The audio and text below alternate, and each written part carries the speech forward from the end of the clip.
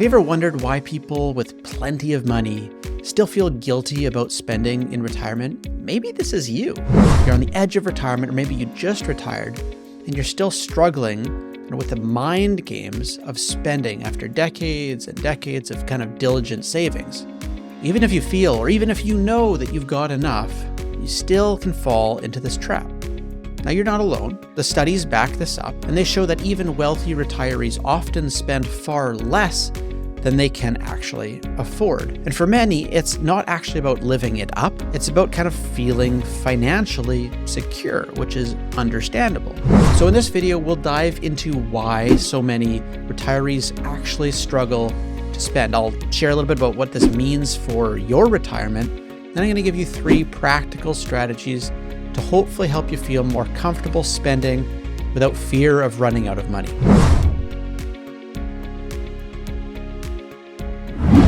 Now, many people assume that once they retire, they'll finally start enjoying the fruits of their labor, right? Travel, hobbies, maybe even a little bit of luxury.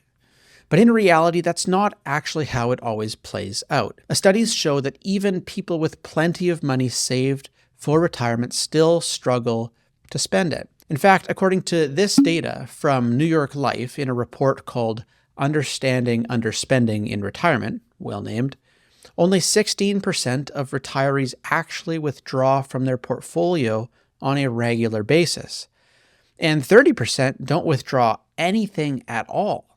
Now, why is that? Well, because for many retirees, their goal isn't to live it up. It's to feel financially secure, like I said, and they'd rather reduce their costs than deplete their assets whenever possible.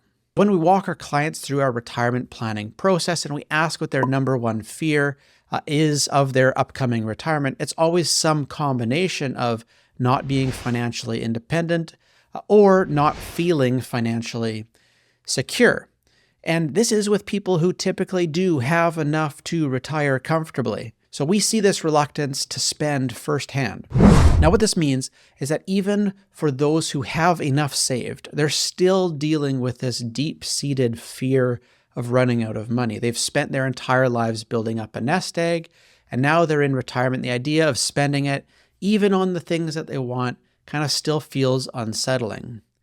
But first, if we haven't ever met, I'm Steve Willems. I'm a practicing certified financial planner and wealth advisor with the Willems Wealth Planning Group up here in BC. We started this channel to help you plan for your own retirement, helping you think about how to plan and arrange your income streams and your investments, and ideally pay less tax along the way. So why do so many people, even with seemingly significant assets, find it difficult to spend in retirement? Well, from our experience kind of working with clients and kind of backed by this research, it seems that there's a few key reasons why this is happening. Number one, for many people, especially those who've built their wealth gradually, frugality just isn't a financial strategy. It actually becomes a part of who they are. It becomes a part of their identity. They've spent their whole life, budgeting, saving, and avoiding unnecessary expenses. So it feels just unnatural to suddenly flip the switch and start spending freely in retirement. And letting go of that kind of ingrained habit can be really, really tough, even if their financial situation suggests that they should or could. And number two, a lot of retirees will worry that once they start dipping into their savings, that they somehow won't be able to stop, right? There's a fear that if they begin withdrawing money, that it might run out faster than they expect. And when you think about kind of all the unknowns in retirement, right? Like what's going on in the market, healthcare costs, living longer than expected, it's no wonder that so many retirees are hesitant to start that spending. They just don't want to make a mistake that they can't undo. Now, third, for some people, spending money can feel morally wrong. This is particularly interesting, especially if they grew up in a household or maybe a community that valued frugality and kind of saving above all else. Maybe they view spending kind of through the lens of opportunity cost as well. Every dollar that they spend is a dollar that they can't save or invest into the future. And this isn't just about being frugal. It's often about the feeling that spending is maybe indulgent or irresponsible, or the perception of those things. Now, fourth, perhaps the most common reason is just the underlying fear of just plain running out of money.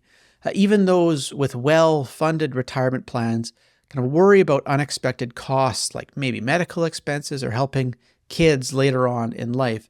And so there can be a concern that spending now might jeopardize their ability to cover those future needs down the road. And obviously, the last thing that they would want is to ever feel financially dependent on their loved ones.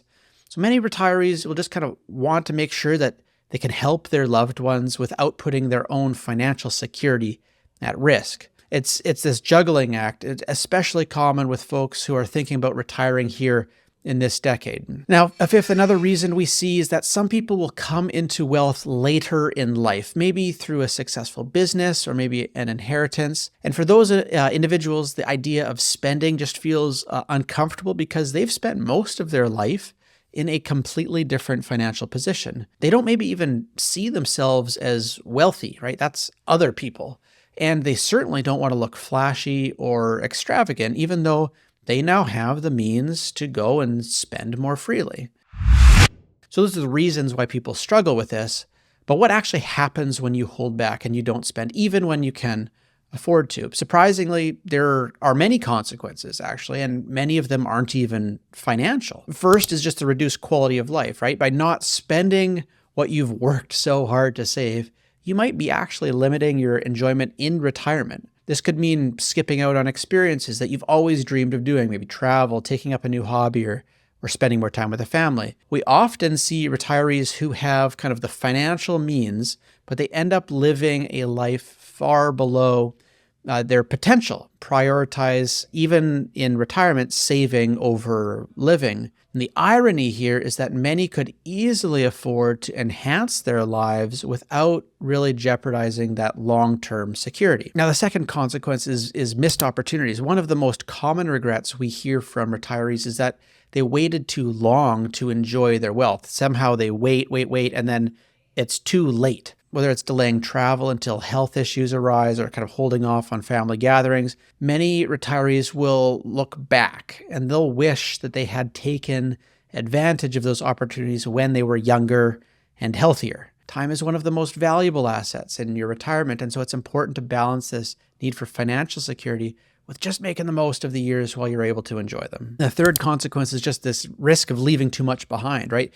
There's a big paradox here. Many retirees, they'll live frugally their entire lives only to end up with way more than they ever intended to actually leave behind. And in some cases, we see situations where as folks age in retirement, they actually get a little bit unnerved by thinking about how much they'll end up leaving behind for their beneficiaries. And they might ask, like, is this actually a good thing? Is this what I want? Will this help my beneficiaries?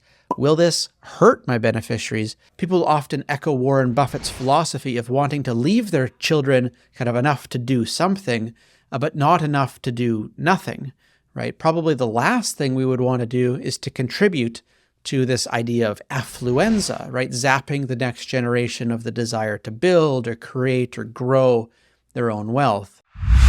So that's the reasons why there's some of the consequences of this problem as well. But what can you actually do about it? How can we fix the problem? How can you feel more comfortable spending your money in retirement without feeling that constant fear of running out? I think there are 3 practical solutions that we've seen work well for our clients. So first, we would recommend creating a spending policy statement. You've probably heard of an investment policy statement, which is going to outline how your investments are managed, but a spending policy statement serves a similar purpose. It's going to give you a framework for how to spend your money in retirement. The idea is simple. You're going to write out a plan that details exactly what you want to spend your money on and the why. Now, the why is especially important.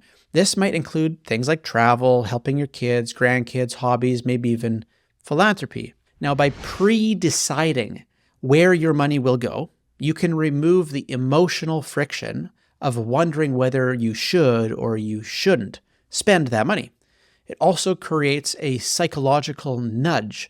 You're telling yourself, hey, I've already planned for this, and it's okay to spend here. So one example here, if your goal is to spend, let's say, $100,000 over the next 10 years on travel, you would write that into your spending policy. You could even bucket it accordingly in a specific investment account so that you can literally see that pot sitting there. That way, every time you take a trip, you draw on that pot. It's not an impulsive decision. It's just a part of the plan. And so you can kind of feel confident spending that money knowing that it's already been accounted for. So this works really well, right? Because a spending policy statement gives you the clarity, it gives you permission to enjoy your money without kind of that constant second guessing. It's a way to take control and maybe tie your spending to your goals, not just to an account balance. Now, the second solution is to create a systematic withdrawal strategy.